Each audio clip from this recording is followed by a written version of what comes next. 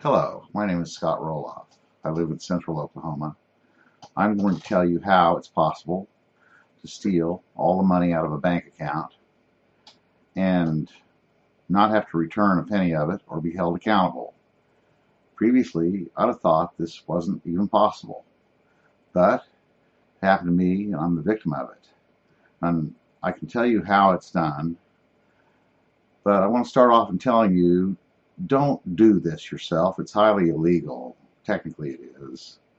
Even though you might not go to jail, you might not have to pay it back. That's what's happened with the people who took it from me. But a lot of innocent people get hurt.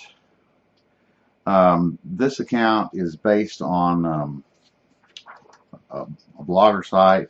Here's the link for it. trustaccountingfailure.blogspot.com. See the hyphens in there, trust-accounting-failure.blogspot.com. That gives a long description of what happened. I left the names out so that the site is not searchable by name.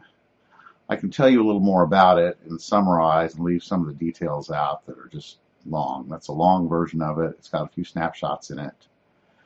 And it talks about my experiences with it. This is part of a gang stalking program. If you want to read about gang stalking, this is a good site, fightgangstalking.com. This guy understands it thoroughly and explains it very clearly. Tired of working for a living? Hey, steal all the unearned money you want. Nothing to it. If you go to the blog, go down to the bottom, hit older posts, and then go down to the bottom of the second page and start from there and work your way back up. And it explains what happened. This is a trust account. It's a bank account. That's what we're talking about. But don't get the mistaken idea that this can only happen with trust accounts. It can happen with any bank account. And it's not a one-step process. And it's not really easy. But it's also not very difficult. Anybody could do it. But once again, I don't recommend that you do it. In fact, I'll tell you, don't do it. Because, if you get caught, you can go to jail for a long time. I've had to do things like this just trying to get a fight started. I discovered the lost money in 2013. It was over $190,000. That's after taxes. So the real amount taken was about $250,000. There may have been more taken, and it could be that much or more because the trust has an income. I'm powerless to stop it, even now. Ordinarily, finance fraud cases are disposed in 4 to 9 months. I fought this thing all the way through to May 2016 and came out with nothing, in spite of a favorable civil judgment for almost $400,000 and a federal indictment, pleaded guilty. The trustee who took the money, a guy named Dennis Lee Hampton, who was a CPA, got away clean. He didn't show up in court. He never went to court.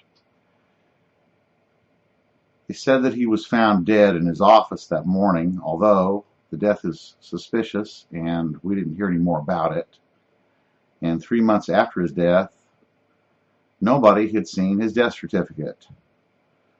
FBI hadn't seen it, his family, his lawyers hadn't seen it, nobody's seen it. And I stopped asking around about it because clearly if anybody knew what had happened, they weren't talking to me about it. In Oklahoma, you have to be a member of the immediate family to see a death certificate. This is a very bad rule because it makes faking your death a lot easier. And it turns out that faking your death isn't illegal even to evade prosecution, but you'd better be a class expert in evasion and survival because if somebody is on to it later on, you can go straight to jail. So, there was a lot at stake. The story is a little bit long. I'm going to try to keep these videos short. I hope you enjoy them. I'm not really sure, what the value of talking about this is anymore. I've told the story a million times, except I felt the need to warn people. Media should be interested in the story because it has a media angle, and it has a great public interest angle because almost everyone has a bank account. But for some reason they aren't interested. Lawyers, prosecutors, courts just can't seem to help, which seems odd. All the law was on my side. But if you have the right set of things, you can make it happen. It's easier in this case because this is a no permission trust. I can't see the statements or do a transaction. I'm totally reliant on a trustee. And there aren't a lot of rules involving trusts. In Oklahoma, they're under Title 60, and you can take a look at them. It's not a mysterious thing, although very few people know very much about trusts. I have learned that the trustees don't know, and even lawyers aren't really experts at it. So if you want to learn about trusts, take your trust agreement document and go to the bank, and they can explain its provisions to you. That's really better. The bank in question, MidFirst Bank, they've been very good about explaining it. The bank is 0% to blame for it. They can't return my money. This loss could become very big because it has a big income. I don't know really what to do, but I can explain what happened, and I can tell you how to do it. The thing is dumb as a bag of hammers, and therefore the name, and, well, it's the weirdest thing I ever saw. It involves many attempts to kill me also to keep it quiet, and all of this, if they get it done, no one will face any consequences. I do not know to what we have devolved as people, but it's very bad. I hope that you'll take an interest in it because this can happen to you. And if it does happen to you, you're not going to be very happy about it.